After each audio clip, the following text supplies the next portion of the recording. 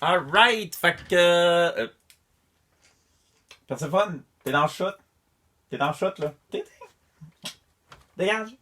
Bye. Bye. Alright, fait que aujourd'hui, on parle de personnage, un de mes personnages préférés de l'univers de Transformers. On va reviewer un toy en particulier. Mais après, j'aimerais dresser un bref historique du personnage qui s'appelle Ironhide, qui est là depuis les tout débuts. Je tripais dessus quand il est sorti. Oui, je suis extrêmement vieille. C'est des choses qui arrivent. Je pense que je me conserve bien quand même. Je tripais dessus, mais comme j'avais déjà expliqué pour les Seekers et Starscream, il y avait une grosse dissonance entre le jouet et l'apparence dans le cartoon. Puis c'était comme ah! Puis c'était comme oh my god, le jouet était particulier, disons. Fait que ce qui m'a toujours fasciné du personnage, par contre, ce que je trouvais cool, c'est que c'était comme un vieux vétéran qui était là depuis toujours, puis qui était le bodyguard d'Optimus Prime. Il était le bodyguard d'Optimus Prime. Puis une autre affaire qui frappait l'imagination, c'est que son blindage était supposé être le meilleur blindage ever de la planète Cybertron. Ce qui était vraiment cool, quand même. Puis, une autre affaire, c'est Ironhide était aussi dans les films. D'ailleurs, attends une minute, attends une minute. Ça a pris du temps avant qu'on ait des beaux jouets d'Ironhide. Je vais faire un petit historique. On a le Masterpiece qui se transforme en Nissan Cherry Red. En passant, ce modèle de Nissan-là n'a jamais été disponible en Amérique du Nord. C'est un modèle qui est exclusivement japonais. Je parle du vrai véhicule, là, le vrai véhicule. La Nissan Cherry Red. Fait qu'à un moment donné, moi puis mon producteur, on rêvait d'en avoir une, mais il faudrait la faire venir du Japon, puis le volant va être à droite au lieu d'être à gauche. Vraiment spécial.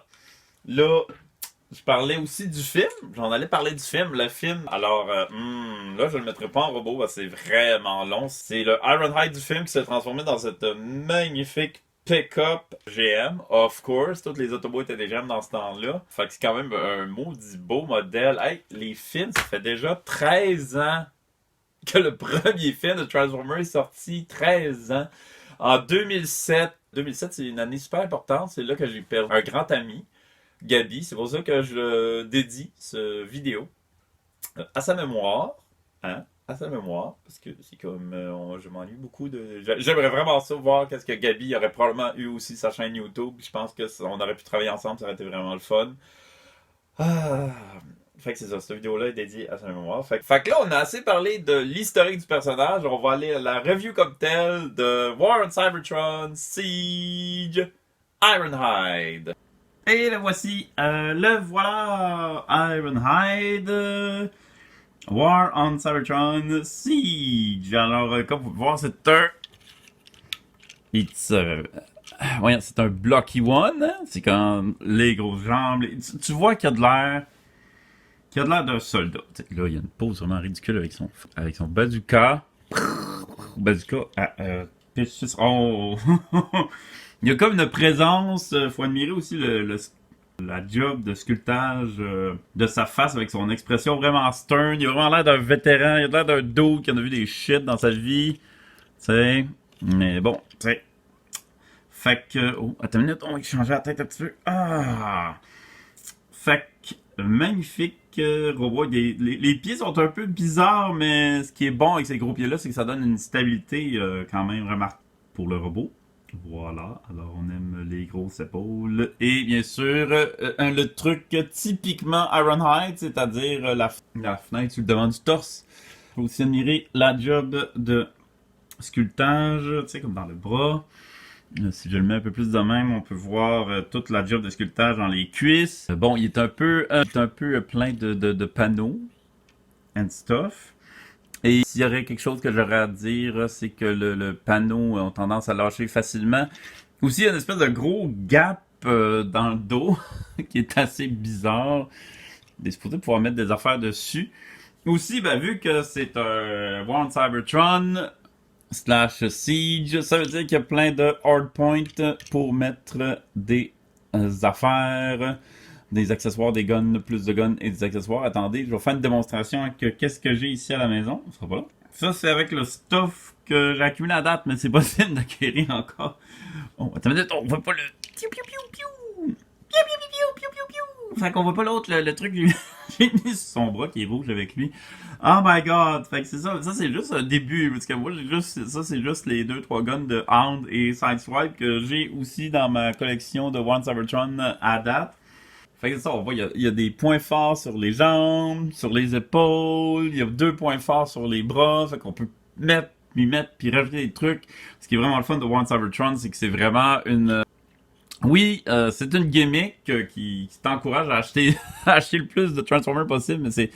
La dernière fois que j'ai vu quelque chose de si cool, c'était avec les Endmaster, où tu pouvais changer de tête, puis collectionner des têtes différentes pour changer, tu sais, puis on s'entend. Des fois, tout ce que ça prend pour changer le look d'un Transformer, c'est changer la tête. Mais il faut dire que... Oh, il plug les gars de...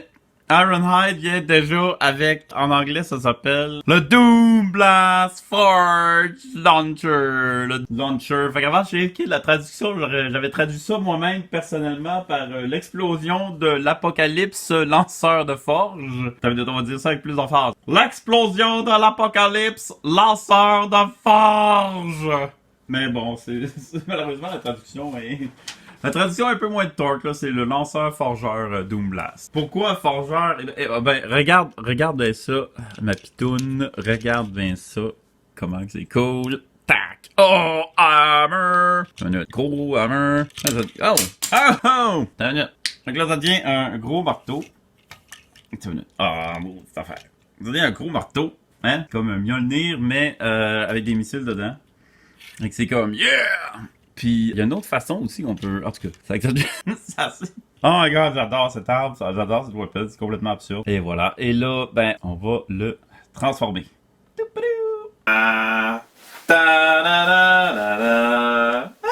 Et voici la version véhiculaire. La version véhicule, alors... Ce que j'aime, c'est que on reste avec l'idée de fonctionnalité, puis de... Comment je pourrais dire? De blocky and... Tu sais, durabilité robuste. Est-ce que j'aime le mot robuste? Fait qu'on garde l'idée de robuste, de fonctionnalité, l'aspect pratique, mais sous forme véhiculaire. En plus, j'avais pas dit tantôt, mais le rouge, oh my god, quel beau rouge quand même. Avec la petite ligne dorée, puis le petit blanc qui rend hommage au véhicule original. Bon, là, évidemment, c'est un véhicule cybertronien, parce que c'est War for Cybertron Siege est supposé se passer sur Cybertron. Bon, là, tu vas me dire, pourquoi qu'il y a une vitre, pourquoi qu'il y a un cockpit, qui s'assit là? Hey, ça, c'est un grand mystère cybertronien. Je pense que, bon, les roues sont pas super ensemble, puis un petit peu fiddly. Ça, c'est la partie pas très cool. L'autre partie que je trouve pas très cool, c'est qu'on voit pratiquement les bras, là. Puis les pieds. Hein? On s'entend, là. On est d'accord que les bras sont pas vraiment cachés, puis les pieds sont juste comme un truc en arrière du véhicule. C'est pas super parfait. Il y a aussi beaucoup moins de points forts accessibles dans la version véhiculaire, mais on peut quand même avoir de fun.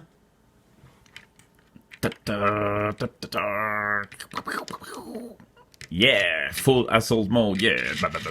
Oh my god, c'est trop cool.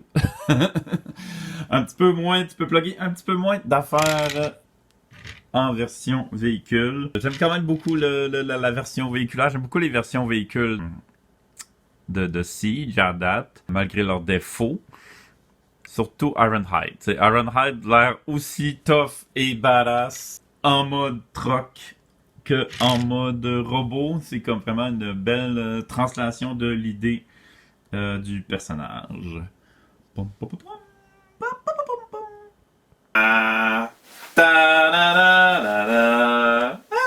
Là, il y a une affaire qui me gosse tout particulièrement avec la nouvelle batch de War on Cybertron, la nouvelle batch de Transformers que Hasbro a sorti, c'est que tout ce que je t'ai dit, là, que c'est le bodyguard d'Optimus Prime, que c'est un vétéran, que c'est un spécialiste des armes. Écoute, il y a rien.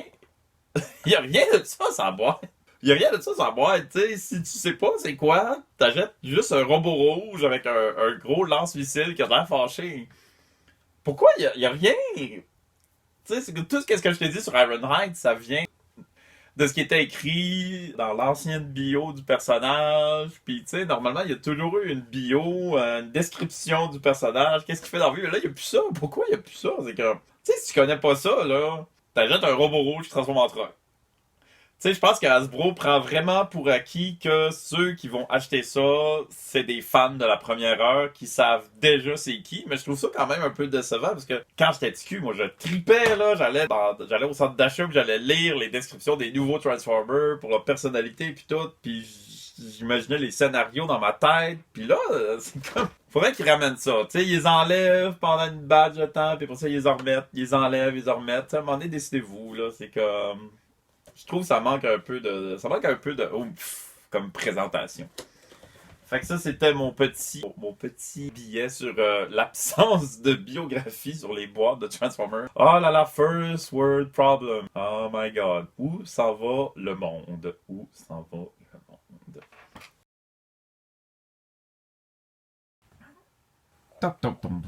Les Transformers, des robots champions. Les Autobots laissent tomber leur roue pour combattre les forces de Decepticons.